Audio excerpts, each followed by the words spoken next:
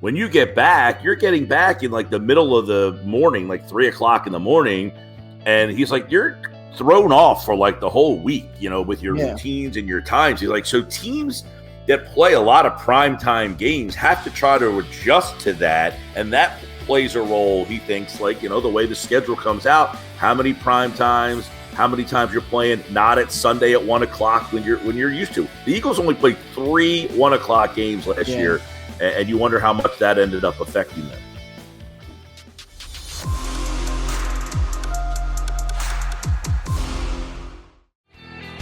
Welcome back in, everybody. A Wednesday edition of Birds 365, a schedule release day edition. Joined now by Mike Gill from 97.3 ESPN down the shore. Mike, welcome to the show, man. How you doing today? Morning, fellas. What's going on? Michael, how excited are you? Got my Eagles mug. That's how excited I am. Yeah, my Eagles mug. I'm so excited. Logistics, very exciting stuff. I, for one, I do like the schedule release for a couple of reasons. I mean, some of it are work related. I told my girlfriend she wants to go on vacation in the fall. I said I need to wait for the Eagles schedule to come out and check the bye week. Maybe I'll take off when the Eagles have a bye. But yeah, I think people get excited about planning their trip. You start to plan ahead for a fall vacation, and it's built around where the Eagles going to be. They have an interesting road schedule this year. You got chances to go to LA, Tampa, New Orleans, places that are a little warmer. So you're always trying to find out so that people can plan. If the game's in December when it's a little cold here, I'd like to go to Tampa. So I get it. I'm on board. The thing is, the sizzle of it lasts, for only so long. I mean, it comes out tonight. By the next day, you're kind of gone over it, Friday. And then, the one thing that's interesting, last night, Caitlin Clark played WNBA. She played in the national championship like a month ago. Yeah. And a month later, they've got the right formula if you can sustain that. You get the girls in the final game and then on the court a month later. You're waiting 6 months to see these guys drafted. You forget about who's where and when. So, yeah, the schedule's great. It comes out. It helps a lot of fans plan their trip, but it's still a ways off before you get to actually see all this happen. Yeah, but I would argue that's to the NFL's advantage over your example, because part of the reason the NFL is the scarcity of it. Everything else is the Phillies are playing again, and if they're not, they're playing the next day. There's 162 of them, 82 in basketball, on and on and on.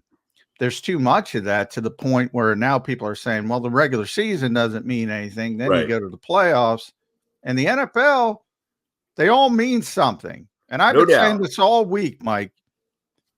The only thing we know for sure right now is week 1, 8:15, Sao Paulo, Brazil, Eagles, Packers.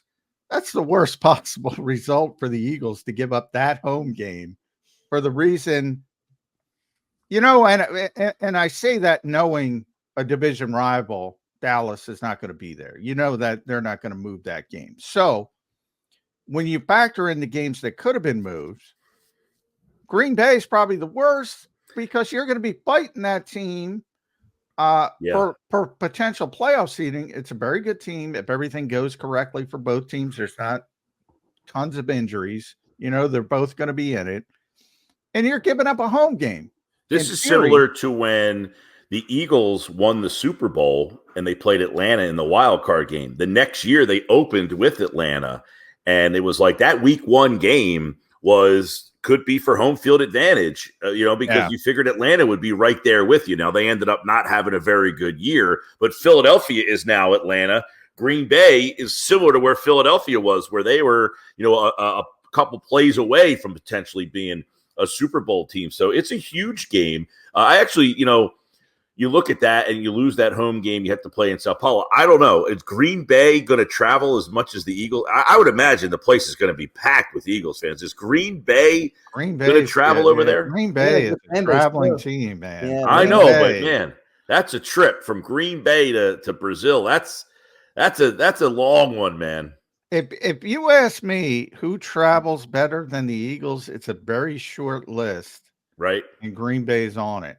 Although I don't know, it's similar to Dallas. I don't put Dallas ahead of the Eagles because Dallas fans tend to be all over. It's not necessarily traveling. You got these weirdos who glom on to America's team from back in the day. So they have clusters of fans throughout the country.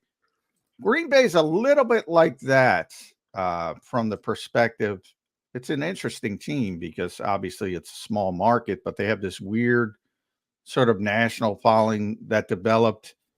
But let's be honest. I mean, they've had Hall of Fame quarterback play for 30 consecutive years. So people like good teams. They were always good, and people grew up with that. And then now they have a bunch of fans. I got to imagine, though, that the Eagle fans are going to. They're going to show out. They're going to show out. I'm sure they're going to show out. There's going to be. That's a good. I'm glad you brought that up. I'm. If you say who's going to have more fans, I'm going to say Green Bay. I'm not. Wow. So I'm not discounting Green Bay. I know what you're saying. They do have a following, but man, I mean, there's like 7 Eagles travel groups. I mean, is there 7 Green Bay Packer travel groups packing planes up to bring to Brazil? I mean, I don't know, man. It's a 12-hour jaunt from here to Brazil. I mean, yeah, it's a very difficult trip. Well, I think it's going to be very difficult for Eagles fans as well. I think it's a 9:15 p.m. game too. It's 9:15, 8:15 local time, Eastern time. Yeah, they're an hour ahead of us. Yeah. It's 9:15 down there. Yeah. Well, that's nothing. The time game there won't affect the travel there. I've looked into it. We've actually talked about going. It's a long ordeal. And then to come back, the travel time, the time difference is only an hour. It's only an hour ahead. So the time difference is not a big problem. It's the length of the travel. Yeah. is a long travel day for just a 1 hour time difference. Well, hey, it's not good for fans. It's not good for fans from the perspective of it's going to be very expensive for them. It's going to be long travel. You're giving up a home game against a good opponent. In no way is it good for the Philadelphia Eagles. In no way. When does the team travel down there, John? They haven't decided yet, but all indications are they're going in for the game and out. They're not. They're not. Normally, there's like a media tour. The team goes. Yeah, you know, that's been. They used to do that a lot. You used to have to, when you had a London game, when they first started the London games, you used to have to go for the whole week. And they. I would imagine they're going to have to do the whole media and everything. It's going to be a deal, and that's why I said. I know there's a lot of murmurs about the Eagles week 2 being on Monday night. It does make sense because the Phillies have a home game on Sunday and they're on the road on Monday. So you would think that they don't want the conflict with the home game. So the Eagles get to come home and possibly play on, I think week 2 would be yesterday I did a prediction of where every game will fall. I have 7 1 o'clock games, which you only had 3. That ain't happening. Well, listen, you had 3 last year. I think you got 7 this year, 4 at 4 o'clock, 2 on Monday, 2 on Sunday night, and I 1 hope on you're right. I pray you're right. 1 on Thursday. I think week 2, I'm predicting week 2 will be Eagles, Jaguars, Monday night, Jason Kelce, the sit down with Doug Peterson, rehashing the Super Bowl. That's not a bad thought. That's your Monday night football. Yeah, I thought the Jaguars game was at the end, though. No, didn't they already put that out there? The Eagles. Oh, I haven't seen that. I haven't seen. I'm on the Eagles website. Who are the Eagles' 24 opponents? It says the 17th game will be against former head coach Doug Peterson. No, that just means that's just opponent. Interconference opponent, the 17th game. Because they, So I had Baltimore and Jacksonville as your 2 Monday nighters, Dallas and Cincinnati as your 2 Sunday nighters. You're going to get Washington on Thursday night and 7 1 o'clock. So it's going to be a good schedule this year. That's my prediction. Well, you're definitely getting Dallas on Sunday night. Yeah, no question. One of the 2 games. So that's good. That's certainly a good prediction. They're going to have a lot of night games, primetime games, because they draw, and they're a good team. And 1 o'clock games, which I want every week. all 18 weeks. Kevin would be ain't gonna great happen. for us working in the, Yeah. covering the team. But I Last don't year know. was brutal. They had Yeah. 3 Yeah. 1 o'clock Yeah. games last year. That's it. And remember, flex scheduling now is more liberal as well. So even this stuff is not locked in. Yeah, they got the flex last year against Seattle. They went from the Sunday, what was it, a 4:25 to Monday night, the Seattle game last year. They ended up playing on Monday night 5 times last year with that flex, and then the playoff game. Season schedule was brutal. Well, going to Colin Thompson had told me before, like the players, they like playing on Monday night, but doing it too much, like it does kind of like mess up their routines and their schedules. Yeah. And he was telling like the stories about how, when you go to play Monday night, let's say he played in Carolina and you might have to play at Seattle or a different time zone. When you get back, you're getting back in like the middle of the morning, like 3 o'clock in the morning. And he's like, you're thrown off for like the whole week, with your routines and your times. He's like, so teams that play a lot of primetime games have to try to adjust to that. And that plays a role, he thinks, like, the way the schedule comes out, how many prime times, how many times you're playing, not at Sunday at 1 o'clock when you're used to. The Eagles only played 3 1 o'clock games last year. And you wonder how much that ended up affecting them. I think it's a sleeper at the start of the season, too. If they start in Brazil, it's a late game in Brazil. They got to travel back. And then, Jeff, I don't know if it's not guaranteed yet, but if that week 2 is a Monday night game, which Jeff Kerr kind of insinuated they have a little bit of a layoff, they're not going to be able to get into that schedule, Mike, that you talked about really until week 3 or maybe even after week 3.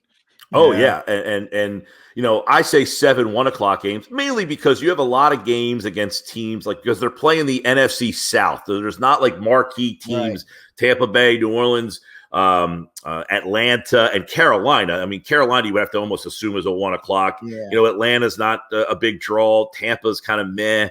And same with New Orleans. So you look at those games, playing that division. Now, the other division that you're playing, the AFC North, which has Pittsburgh, Baltimore, Cincinnati, and Cleveland, that's 4 opportunities. All 4 of those could be primetime games where I think Pittsburgh will be a 4:25 game.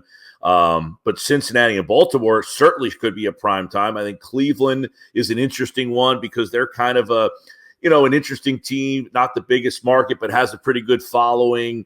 The division playing the NFC South this year, though, I think sets you up for more 1 o'clock game. And then I think you'll get Washington probably at 1 o'clock, and the 2 giant games you probably might get at 1 o'clock unless I said Amazon Prime might say, hey, can you throw us an NFC East game? All right, you get Philadelphia, Washington, the one that is like the lowest of the group. That's your NFC. But Prime, they're getting that game, Bills, Dolphins, to start their year off. So you can kind of see how they're, giving them a division game. Yeah, and that's the problem. I joked this morning on social media that this is the time of year where all 32 fan bases unite. It's a beautiful moment because they all think they get screwed by the league.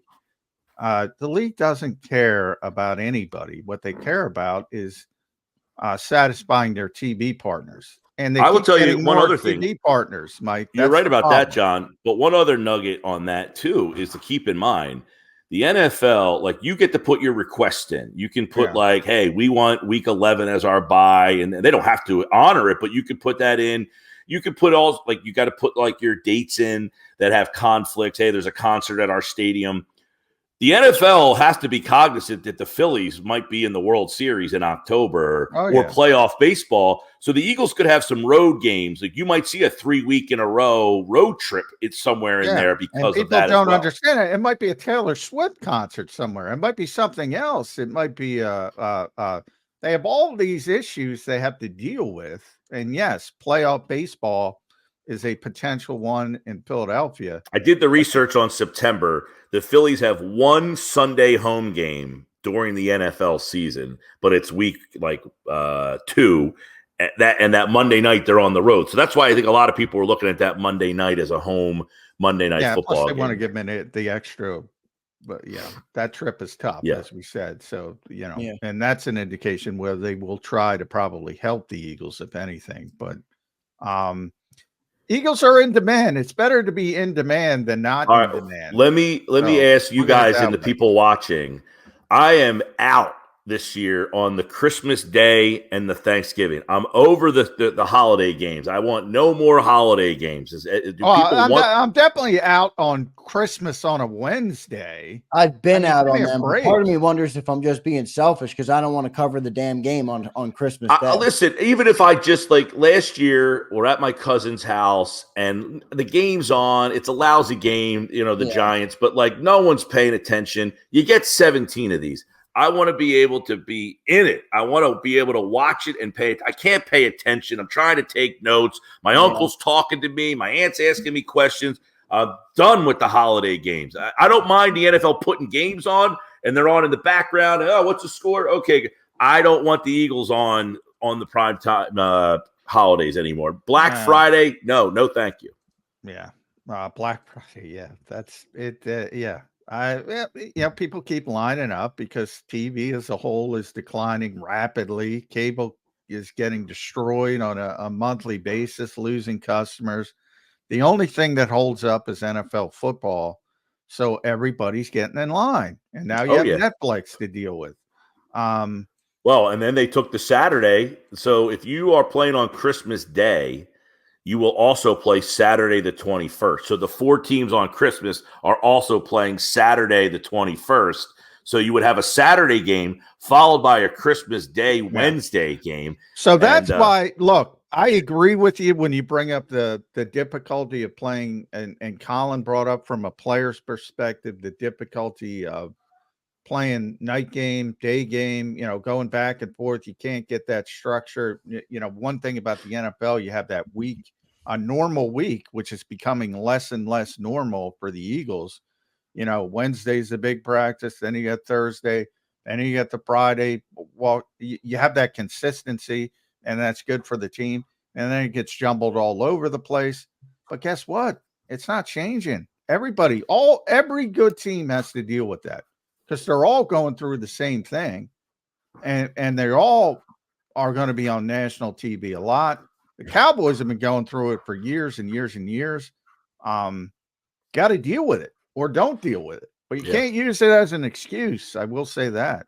No, yep. Look, there's a handful of marquee teams that draw Philadelphia, the NFC East. I mean, if you're in that NFC East, you're getting those games. Even if you're the Giants in Washington, you're going to get some primetime games just because your market, the draw you are. You mentioned Green Bay. Pittsburgh's kind of another one in there. That's why that Pittsburgh-Philly game, I think CBS will probably try to grab that game and put it on at 425. Dallas is another one. The Raiders kind of used to be there. I don't know. Are they still in that kind of window? You see Aaron Rodgers with the Jets. I would imagine they've already got a London game. They've got the first Monday night game. International games are out. I should have mentioned that. Yes, the international games are official. The London, the Munich, the Brazil. Actually, a good week 1 game for the Jets. They're playing the 49ers in San Francisco on a Monday night. That's going to be a big start. Aaron Rodgers and going back, Well, and Jeff Kerr was on with me yesterday, and he tweeted this out, which made me think about having him to talk about it. Is there's a stretch where the NFL has a game on Saturday, Sunday, Monday, Wednesday, Thursday. I mean, it's like almost every day of the week. And, I don't know that anybody thinks it's going to be overkill and how much is too much. But, man, you get to a point where there's a game on every single day almost. You wonder how much the NFL thinks they're going to get away with. And we talked about the international games. When they go to 18 games, which is going to happen, I would imagine you're going to have an international game the entire schedule. Every week you might have a game, and there's a different game over there with the 2 buys. It makes it a lot easier to get teams to go over there and play when you have 2 buys. Yeah. Yeah. And by the way, we all talk from a working perspective, and for people that have to work the game, it's certainly better at 1:00. But if your favorite team has a bunch of 1:00 games, that's not a good sign for your team. Yeah, it means your team sucks. They don't pretty much your team. So it's a catch-22, but it's where we are. Real quick to the holiday point, Mike. When you're an Eagle fan, forget us covering the team. When you're an Eagle fan, every week is a holiday when the Eagles play. You get your buffalo chicken dip, you get your drinks, you get the couch set up. When it's holidays, like you said, you got your aunt, your uncles talking to you, everybody. There's noise in the house. I Well, agree. Now and I would they have at to least imagine. cash registers going. But I would have to imagine that. Look, when the Eagles play, it's a boost to the local community and the economy. I mean, you go out, you get pizza, you get wings, you go to the bar. On Thanksgiving, you're not doing that. You're making Thanksgiving dinner, Christmas. Most likely, the economy doesn't get that boost, that jolt when your team is playing on that day because you're at home cooking dinner with people. So I think that the business owners probably aren't huge fans. I know I do my show through the football season.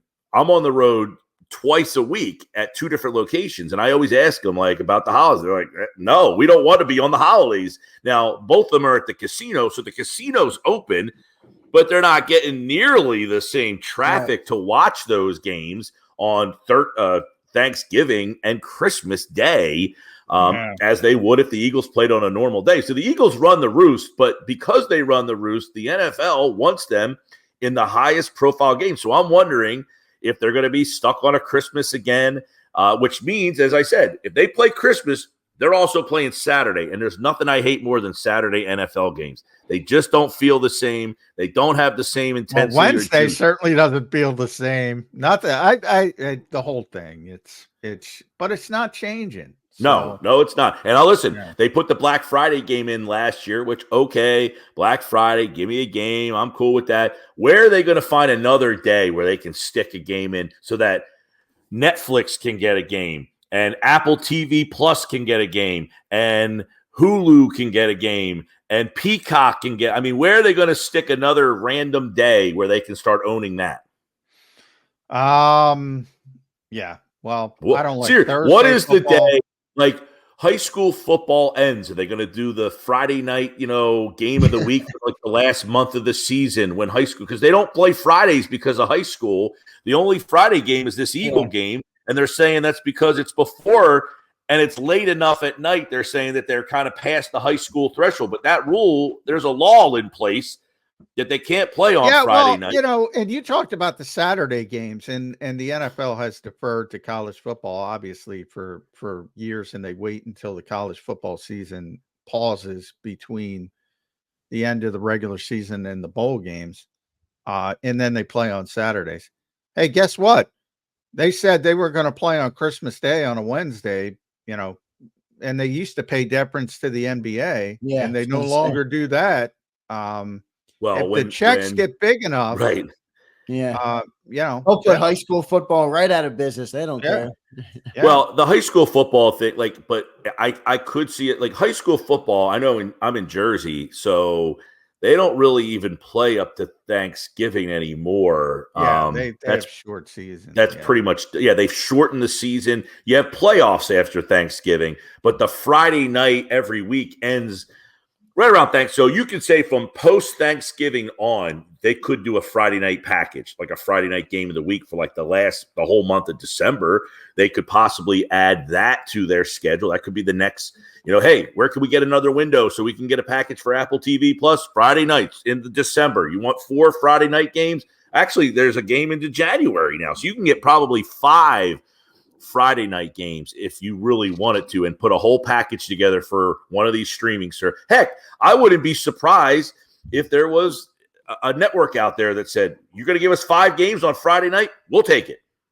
Yeah, and I think they're starting to combine some of these companies. Like I saw something. Yeah, like Netflix. Yeah, they're doing Netflix, Apple TV Plus, and Peacock, I think, are bundling together as the answer to Hulu. I've lost track, but and that all depends, because Comcast is behind that bundle, which is supposed to be include Peacock, and obviously that's the easy part because Comcast owns Peacock, but also includes Apple TV Plus and Netflix. So we have to see how that's unfolded because Netflix has more money than anybody right now. Well, the cable, not to get into a whole cable thing, but the cable services bit their nose to spite their face, and they're crying that the cable service is going away and they're not getting their carrot cheese. Well, you created streaming services of your own so that people can leave you to go to your streaming services. What did you think was going to happen? Well, they were behind the 8 ball. We're getting in the weeds, but they were behind the 8 ball on streaming. and now they're trying to regain their footing. So if you look at a company like Peacock, because Peacock's going to hold the first, it's going to have the Eagles game. It's going to be on Peacock in Brazil. Obviously, you have a local component here, so you don't have to worry about it. But everywhere else in the country, it's going to be on Peacock. You know, that Peacock by itself is losing a boatload of money, billions. For Comcast and NBC. But overall, those are very strong companies, and they understand where the future is going now. But they were kind of behind the eight. They didn't know it originally. Now they're trying to gather their feet and understand, well, people are cutting the cord. As we said, it's easier to stream. It's less expensive. And they got to readjust and go in that direction. So that's where we are right now. Well, they're all going back towards giving you a cable package, but just like a smaller but package. it's streaming. It's exactly. By the way, it's Max, Hulu, and one of them, but Warner Brothers Discovery's in there. It's like ESPN, Warner Brothers Discovery. So it's like there's going to be a package somewhere, I would imagine, that's out there that hasn't been created. And by the way, if you end up getting every single one of these packages, you're going to end up spending more money than cable. Well, and I'll tell you where the next package could come, guys. I talked about Friday nights in December. You know, the last 5 weeks into January is like a Friday night thing. That could be something, but when they go to 18 games and there's a London game or a international game every week, some network can get the international package and do that 9:30 game every single week. That's a whole nother window that we're looking at as the next possible evolution. I've always thought, people talk about teams, and back in the day before Jacksonville kind of worked things out with the city there, there was a lot of talk that the Jacks, because the Cons have they own a soccer team. They have a lot of things going on in London. And, I always thought that's a logistical nightmare. You can't put a team over there, but you can do what you just said, Mike, and have a game every week. Yep. And everybody's got to go and do it that way. And then you have another broadcast window. I think that's the potential.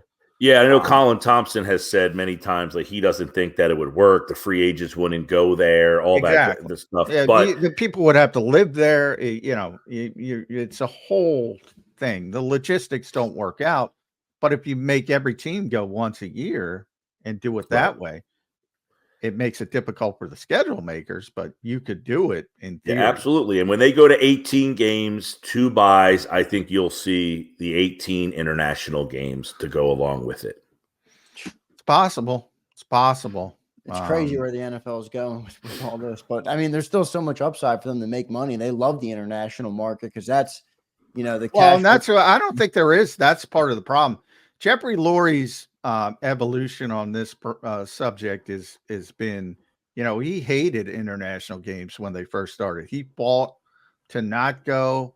He didn't want to give up home games, certainly. And now he's embraced it because, look, I don't think there's a lot of room for growth in North America. They got to get outside. Yeah. So that's why there's such a focus on international, where there's tremendous potential. So there's a lot of buzz out there that this Eagles week 2 will be Monday night against the Falcons. That is Monday night is that I don't know the opponent, but I would bet on Monday night. I don't know why. What is it like? The Eagles have to play Minnesota on Monday night every year. Now that Kirk Cousins is in Atlanta, they have to play him on Monday night. Yeah, it was week 2, Minnesota. Now week 2. There's a lot of people putting that out there on. Well, many different careful platforms. The schedule leaks, but if it's the week 2 Monday night football makes sense. Yes, I would bet on Monday. I would bet on Monday. And you probably want Kirk Cousins early because, he's coming off the Achilles, and who knows if he's 100%. So that would be a good spot for the Eagles. But week 1, I mean, to me, I look at themes, Mike. At Mike Gill Show, make sure you follow Mike on X. Does a tremendous job. Listen to him today. ESPN South Jersey, 97.3, 2-6. we just spent a whole lot of time talking about logistics. To me, that doesn't matter that much. It matters. The themes of the schedule matter. Like it's a theme, you're giving up a home game to a potential playoff combatant. That to me is a big deal because if you lose that game, that's going to affect your seeding probably down the road if you're going where you think you're going. And then I mentioned very difficult AFC opponent division this year with the AFC North, but the NFC South isn't as difficult, but it's getting better. You mentioned, I mean, Atlanta wasn't good last year with Desmond Ridder or Taylor Heineke. Say what you want about Kirk Cousins. If he's healthy, they're more dangerous. Right, so they won 7 100%. games last year with Ridder. How many games has Cousins worked to them? You know, I would say at least they win 2 extra games because they have competent quarterback play, and that gets them to at least 9, I would think, right? Yeah. Yeah. I think and that's my So and Tampa Bay, the Eagles can't beat them in the playoffs. They're not a bad team. They're always good defensively with Todd Bowles. The Saints are kind of, you don't know where they're going to go. But the game's down there, which is always tough. Yeah, not a big fan of Dennis Allen, but they have good players, good talent. Carolina's the one weak team that you should say, and that's a home game as well. By the way, I think that's the only home game on your schedule that you feel like is, I don't want to say a gimme, but every other home game is going to have some challenges. There's not a home game. You know, you got the Giants and Washington, but they're division games. I'm talking about the non-division games. That's a pretty Jags and Steelers and Falcons and Browns. That's a pretty good home schedule in terms of challenging. It's a pretty challenging home schedule. I think their road schedule is easier to navigate than the home schedule. Well, Mike, what storyline for their opponent sticks out to you the most outside of the NFC East? To me, it's Lamar versus Jalen, the 2 primetime dual threat quarterbacks battling in Baltimore. What do you like? I'll give you 2.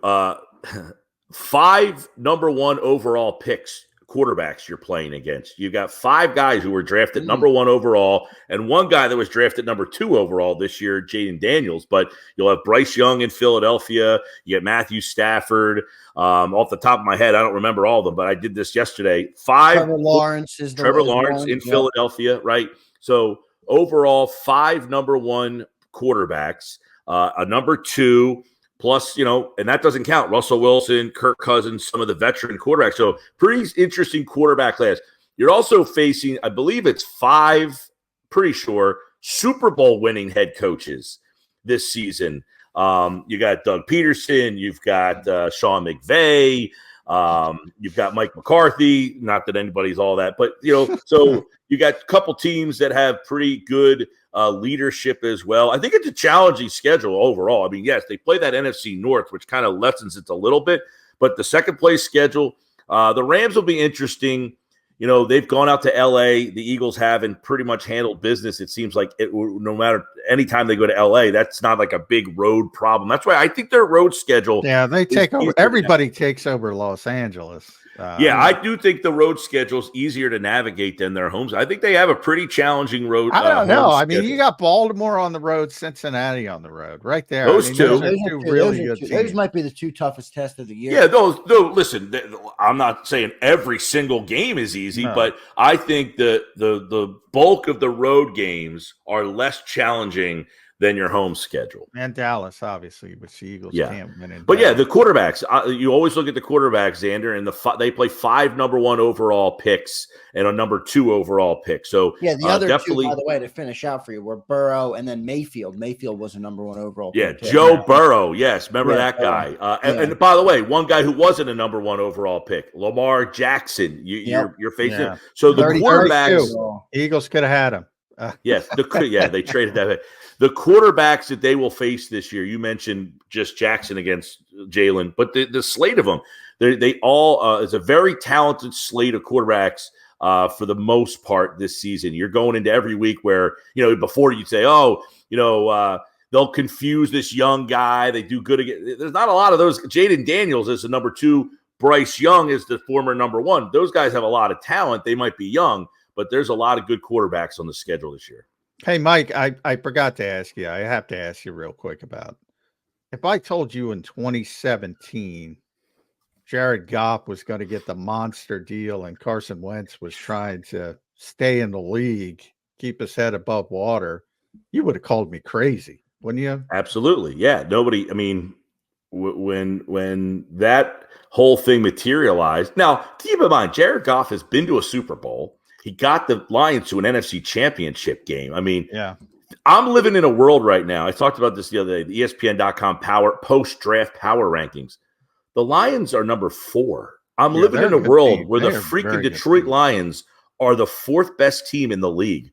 That's a scary world to be living in. That is a sign of something bad. Right? They had Eagles at 5. The Eagles were 5, yes. Yeah. The Eagles were 5. The Lions were 4. Lions are a very good team, man. I'm not saying the Lions aren't a good team. I'm agreeing with it, but I'm just saying to everybody out there, we're living in a world where the Lions are the 4th best team this league has. Something bad could happen.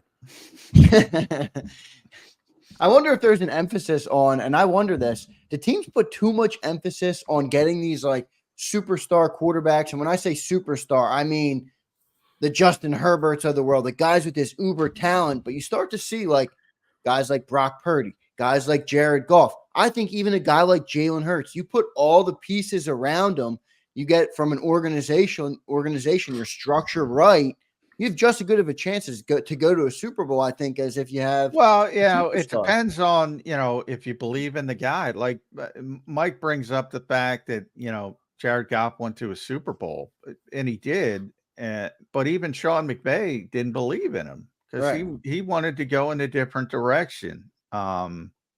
Yeah, and it ultimately worked out for him. He won a Super Bowl with Matt Stafford. Yeah, ultimately worked out for both. To be honest, but yeah, it did.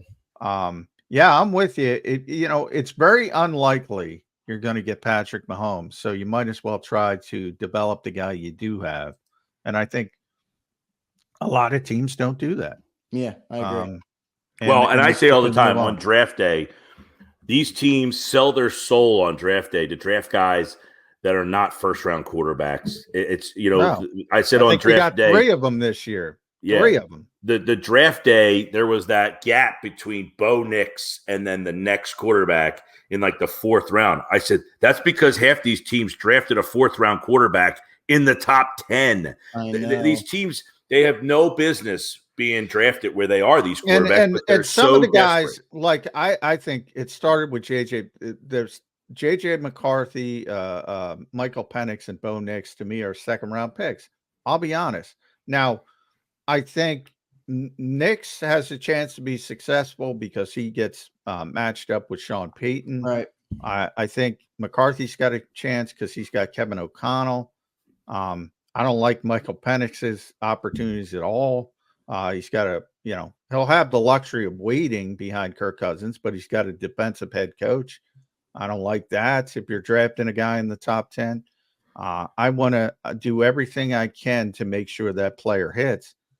But those are guys that shouldn't be in the 1st round, and they're in the top 12 because teams are so desperate and put themselves in these positions. Does Zach Wilson beat out Bo Nix because he was the number 2 overall pick, by the way? I think no. I think because he's been ruined, and that's another thing. I think you see. Well, Sean Payton, man, say, hey, I'll take this kid and I'll fix him. Yeah, and Zach Wilson, he does have an arm. He's got a freaking cannon. And he can move. He's mobile. I mean, he just was in a terrible situation. That offensive line was horrendous. But while I say that, like if you gave Andy Reid, say Spencer Rattler, and he didn't have Patrick Mahomes, I'd have more confidence in Spencer Rattler than any of those 3 quarterbacks. By the way, the reports about how teams were worried about him because of that TV show. Thank the Lord that there are people that have a brain, because that guy on that show sucked at life. He was terrible. He was so bad on that show, and I'm glad that it has stuck with him throughout this, because you can't act like that, man. You can't act like that and think that, like, if you're at that high profile and think that that's going to be okay. Now, maybe he's been to 2 different colleges. He's been okay in college. I was never that impressed with him. South Carolina. No, by no means am I saying I'm impressed by him. I'm just saying situation matters.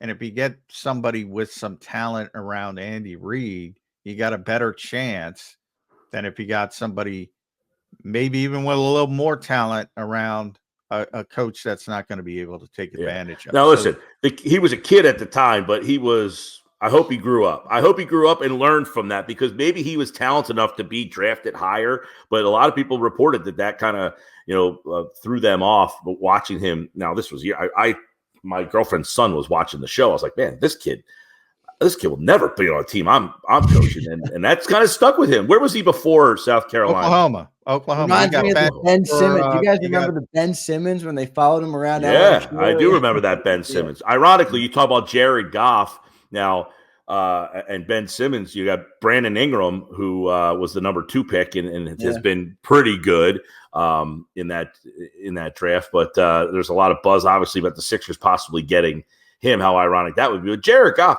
to get that deal, good for him, man. But that shows you a good leader and a guy that the team rallies behind. The city has rallied behind that kid, and what that means to turn a franchise around. Yeah, and they've given him a good team, which to my point earlier. Yeah, that helps. They got a good offensive line. They got good weapons. They got a good running game. Yeah, I mean, Detroit's, I would say, they were so bad for so long.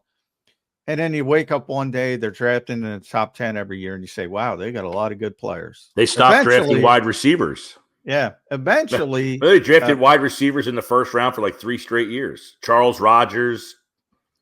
Calvin Johnson, they got Calvin Johnson. That one worked. Yeah. It worked. Didn't get them what they wanted, but it worked. Yeah. Well, they had no quarterback, no offensive line, and nothing else. Yeah. But they've done a really good job. And Arnold's they got 2 corners out there. That was the spot they needed help at last year, and they went and got Rakestraw and Arnold. So that team is going to be tough. So they deserving of the number 4 spot, but we're living in a world where they are the 4th best team, and that's scary. And they should have beat San Francisco last year. Yes, they should. Be honest, they outplayed them. Yeah, they took a big early lead in that game, didn't they? They were up I want to say 14. Yeah, Dan Campbell went for a bunch of 4th downs, and they didn't execute, and he got a lot of crap for that. But that's how they played all season, and they put incredible stress on you by doing that. Very good team. Yeah, watch out for Detroit. Very good team. Yeah, the one other NFC team I'll say to watch out for is the Commanders. I think they're going to jump the Cowboys as the number 2 in the NFC East. Maybe not this year, but next year, because I think the Cowboys are in la-la land. They're not signing anybody. Dak Prescott's still not signed. CeeDee Lamb's still not signed. Who knows what's happening with them? I like that Jaden Daniels guy, the Commanders got. So we'll see what happens. Yeah, the 2 teams, I like what Washington did in the draft. I think they've had a good offseason. I don't know that they're ready, as you said, to make that jump this year. But Green Bay is obviously a team that's going to make the big jump, but I kind of like Atlanta. I like what Atlanta has kind of done, and they, like I said, they won 7 games last year with terrible quarterback play. If Kirk Cousins comes back from that injury, that's a team that could probably win 10, 11 games in that division. That's why I didn't understand the Penix pick. Like, you're in a position. I'll tell you why.